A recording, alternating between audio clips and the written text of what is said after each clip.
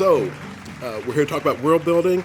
So I normally do this as like a 3-hour workshop. They've given me 10 minutes. So we'll see how we get done today.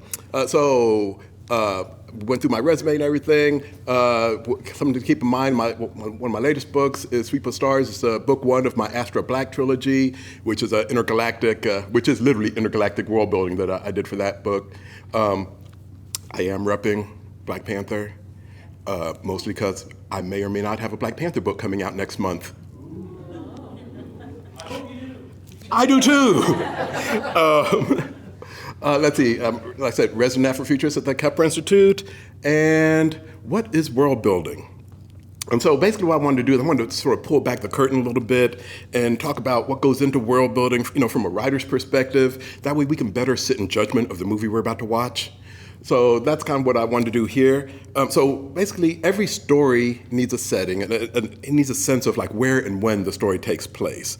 And so world building is literally that process that we start to create that imaginary world and build that fictional universe.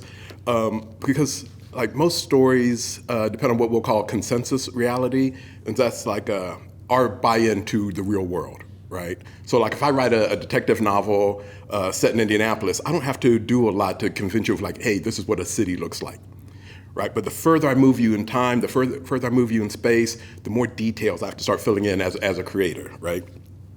And so we look at things like, in fact, I bet I don't even have to name any of these worlds. You can already get a feel for some of these places and what goes into making these places feel real. Everything from Middle Earth to Hogwarts to Narnia, Westeros to Wakanda. We want worlds that have a place with vision and purpose, a place that feels lived in, a place that has a sense of history to it. And these are sort of things, these are sort of details that go into what we'll call rich world building. One of the questions I get a lot when it comes to world building is how much world building is enough? And basically I just say, you know what, you want to do enough world building to service your story. That's pretty much all you want to do. That being said, 2 things to keep in mind. As a writer, you have one job, and that's to out-imagine your reader. That is it. But as you're doing that, you have to imagine your reader as a tourist, constantly asking, what's that? What's that? What's that? Now, when you choose to answer, you do have to answer that question at some point. You choose when you want to answer that question. I don't want to sound like you just want to string the reader along, but yeah, you do. You kind of want to string the reader along. Because storytelling, a big part of storytelling is this sort of unfolding, this gradual unfolding of this mystery of whatever world you've set everybody in. Let's see. So yes, service the story. Oh yeah. Wait, hang on, is this what I want? Yeah, we'll start here. So where do we start? And so the way I think of it is like, what is your what if question? The Martian has a very specific what if question that they will be exploring, but the what if is basically what is that speculative element of your story? And so you have, what is that big idea? Once you have that, once you have a vision of what that big idea is, then you can start drilling down in order to create the world. And sort of start lining out what makes your world different from the world that we'll call the real world, as we sort of, map that distance between where we are and the world that we're trying to create. And so even in the process of doing that, you keep in mind certain things about your world. Your world has to have flaws. Your character has to have flaws. Your world has to have flaws, right? Because when the world itself also has a job to do. So if I like I said, most of my stories in Indianapolis, I ain't gonna lie. Most of my stories set in Indianapolis. Even with Sweep of Stars, I mean, even though that's an intergalactic story, I'm like, Indianapolis is gonna be in here somewhere, right? And they're like, how are you gonna make Indianapolis into this intergalactic story? I'm like, I tell you what, Indianapolis is now the capital of Earth. Because I can do that, because I'm the writer, right? That's literally my job. I just have to now do all the world building and in story to get you to convinced of why would Indianapolis suddenly be the capital of the world. But I also have starships powered by jazz music. So I mean, that's like the least of my problems in this universe. So so your character, your world has to have flaws. And because the world has to challenge the character. I mean, it's literally what's baked into the world. And I think Martian's going to do a really good job of this in terms of the world being an obstacle course for the character, right? And in the character traversing that obstacle course, you're going to learn more about that character. You learn more about what makes them tick. It also gives you that sort of thrill ride of like, oh, we have to literally navigate, this terrain. For a speculative fiction guy who does a lot of tech futurism, I am lousy with technology. So I'm like literally going like, which button do I push to go forward? So building a setting, like in the workshop, I would like literally take you through the process of what it means to build a planet. But that actually still comes in handy for us here with this. What goes into this whole idea of building a setting and starting that setting on the large scale with like a planet. So as we're doing that, you think through different things like, what's the climate like? What are the land features? Where is water? So we're already starting to tick through what do we need to survive, right? Flora and fauna, what's already living there? How many moons does it have? What kind of geography is on this place? Because geography, for example, is going to be one of those things that defines where civilizations are set up. Because mountain ranges, rivers, ocean bodies, these are things that separate people groups, and that sort of separation, now you get into defining different cultures that may inhabit this world. Keeping in mind that people then have to adapt to this world. So whatever world you create, like I said, people have to adapt to it. So once you've created this world, people then have to inhabit it, and they have to adapt to whatever you've created in this world. And that forces you to think about the physical reality of the world in greater detail.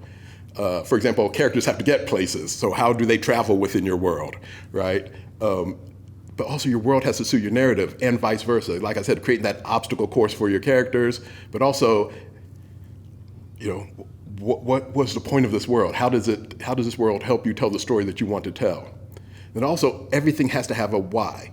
It has to be a cause and effect. So, for example, I have a novel that I'd written.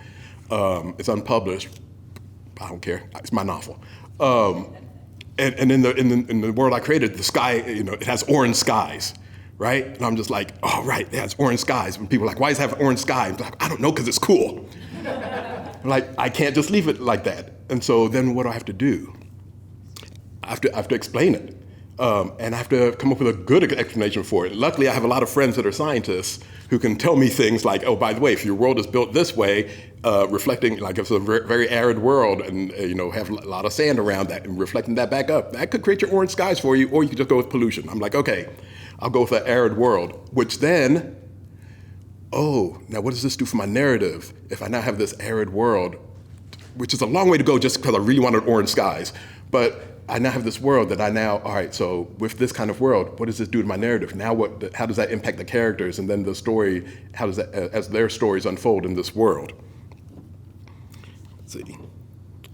So actually, in the workshop, round 2 would be me diving into culture. What does it look like to build cultures in the various settings that we establish in? But we'll skip over that, go straight to technology. And I'm going to use technology and magic pretty synonymously, because their roles in the story are pretty much the same. Because you have to think through both in the same way. So, except for that part, the whole no one expects expertise. So, sorry, I'm just thinking about trying to consult with other wizards if I'm trying to do a magic story. So I'm just trying to get that out of my head right now. So no one expects that expertise, but they do expect you to put in, at least some basic effort. And what I mean by that is, you have to do your research. And the more so back to my starships powered by jazz music. Before you get to that part, I've done the research on what a near light, well, not even near light, but how engines could work in this environment. And I do the research so that, I don't want to say pile it up with a lot of believable jargon, but I pile it up with a lot of believable jargon. So that by the time I get to, and by the way, you have to recharge the engines using jazz music. By that point, you're like, oh, of course. That makes perfect sense in this world. Because the real bits help you sell the fake bits. That didn't sound real technical, but that's basically what we're going with. But because that research is our starting point, this is actually why I love the world building process so much. I spent like a year and a half doing the world building for Sweep of Stars, because this is the fun part. This is where I get to travel and talk to experts. This is the fun I get to have. One of the examples I give for this is I was literally at a party, a mixer, actually for my work at Kepra, and I was talking to them, and we ended up talking about the book, and then the lady goes, "Do you know what I do at my day job?" I'm like, "No." She goes, "So I work for NASA. Hey, we have plans for what a colony on the moon could look like. You want to see them?" Yeah, let me pray about that and get back to you. You're like, yes, I want to see them. And this is like I said, this is the great part is getting to talk to experts. And like I said, the experts are happy to talk to you. I can't think of any time I call up friends who are physicists who are like, "Hey, I have this issue with black holes and da-da-da," and they're like, "Really?" They're excited to talk to you, because who doesn't want to be considered an expert in whatever you do and then consulted as an expert, right? So I always love talking to experts as part of my world building. Let's see, how am I doing on time? Am I doing good on time? Am I doing good on time? Time? Good? Okay, because like for example, with the Knights of Breton Court, that had to do a lot with inner city life. It's basically the Legend of King Arthur set in the hood, basically, if I had to put it bluntly. But I was doing the research for that. I was already working with a lot of homeless teenagers at the time, but then I was just like really fascinated with open air drug deals, as one does. And so I'm literally out in parks and stuff with my trusty clipboard, like, no, carry on, I'm good. Which my wife, when she found out, put a stop to. And coincidentally raised the insurance on me. Rules of technology, and this is when this is one of the reasons why I started thinking about lit and magic interchangeably, because as we're writing speculative fiction, we have to decide what the role and level of technology is in our world. Like I said, and you can swap out technology for magic for doing the same sort of work. You have to. Our work as futurists, for example, we have to imagine technology that's not there yet and then guess its impact on society. And the same sort of thing, this is, like I said, this is what defines writers as futurists. We're taking trends, we're taking technology that's present now and just sort of extrapolating it. What does it look like, down the road? What is its impact on society? And then for our purposes in the story, how does that technology then interact with the plot and with the characters?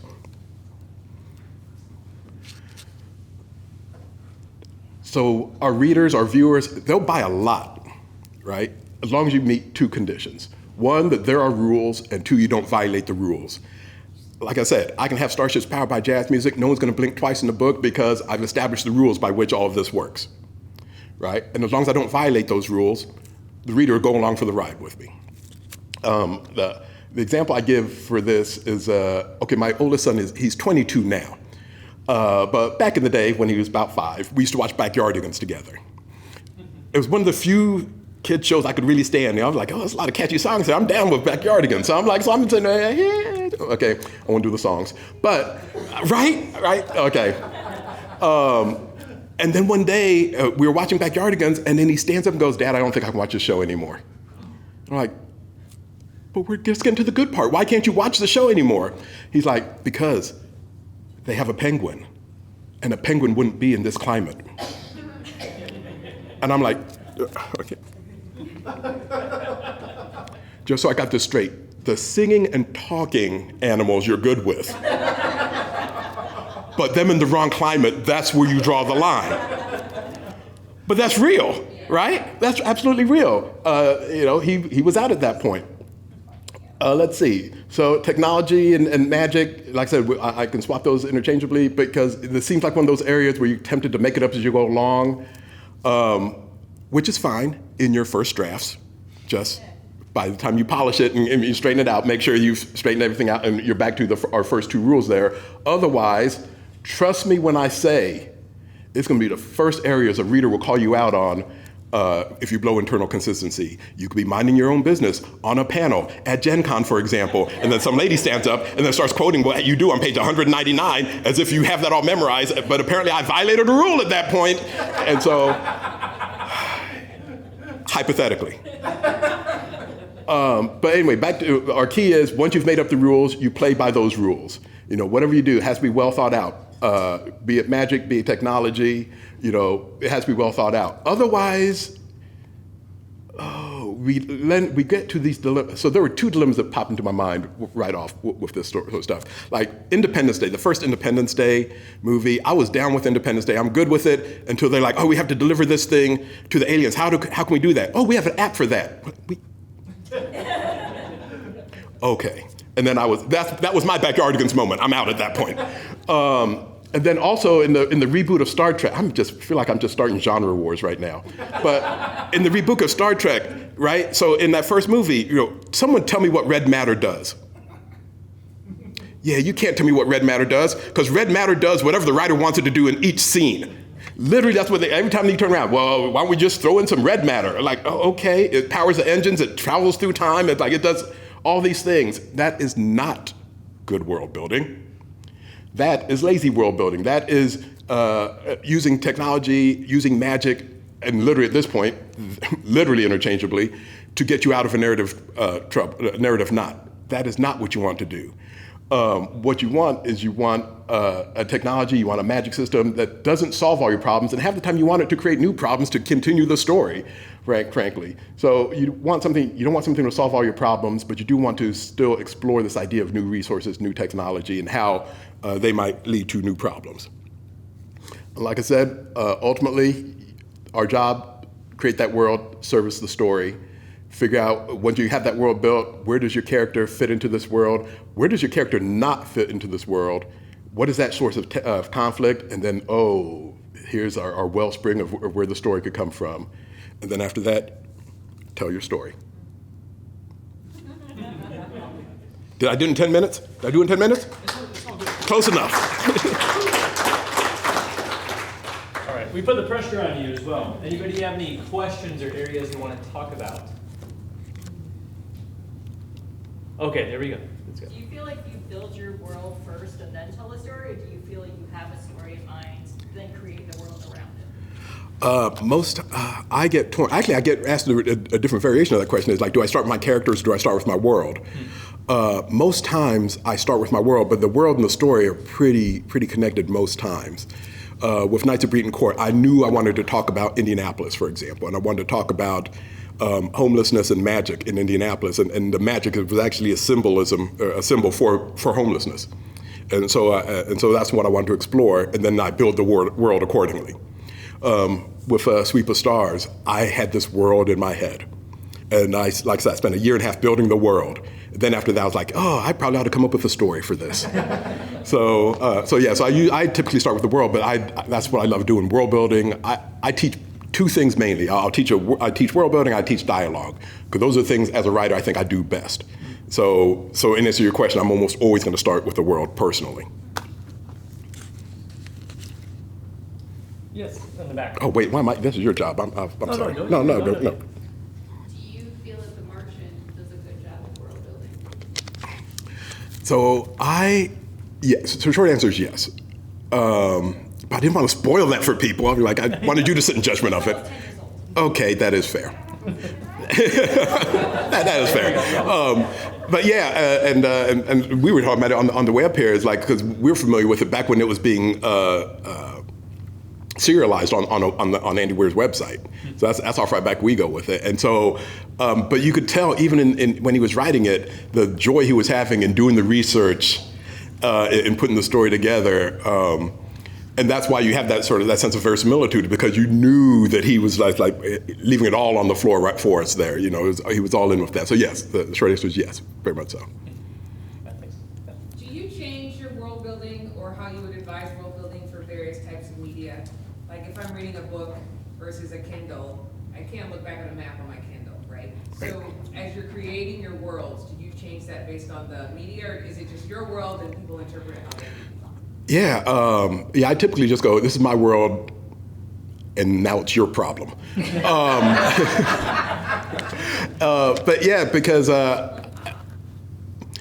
I'm creating this world very specifically for a medium, right? I'm doing it for a book most times. Now, if I'm called to then do an adaptation of the work, like for screen, it creates an interesting dilemma, because then I have to detach myself from what I did here and go, what I did here does not work here. So let me rethink, and that's my excuse to just now I get to rethink my world for the new media, right? So in short, I guess I said yes to as answer to your question. I do have to rethink it for the media, whichever platform I'm dealing with. I do have to rethink the world for it for its presentation. Yeah, in the back. How do you approach a story in a world that already exists, like a property that you're writing for, so like Black Panther or the world of Firefly that you've written with? How do you approach a world that already exists and holds a space within a lot of people's imaginations if you want to especially maybe retcon something or change something in the world? Yeah, so a lot of those times, and by a lot I mean every single one of those times, they say you cannot retcon anything. You have to work within the established canon. With Firefly, they got me because they said one of the reasons for that is because anything you do for this game automatically becomes canon for Firefly. And I'm like, wait a second. So you're bringing it back? I would love to. But let me tell you, in that game, I was just like, well, since it becomes canon, let me establish all of this. And so then I brought in all sorts of new things that now, once it clears all their folks, it now becomes canon. With Black Panther, I had a different dilemma because I'm a comic book nerd. And as research, and there's nothing better than researching a comic book property in front of all of your students. Let me tell you, that was unending joy for me.